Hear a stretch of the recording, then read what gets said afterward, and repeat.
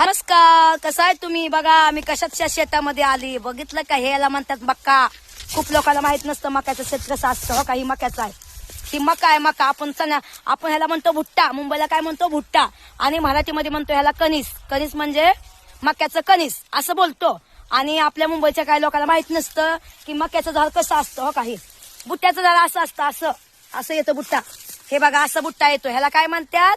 बुट्टा. बुट्टा म्हणजे मक्का, मक्का म्हणजे कणसाचं झाड, ह्याला कणसाचं झाड म्हणतात काय. आणि हे गुरांचा चारा असतो.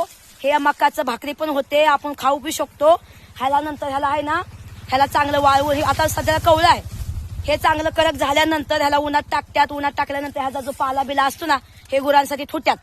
आणि हे शेत आहे मक्याचं. बघा हे मक्याचं शेत ह्याला म्हणतात काय. काय म्हणतात?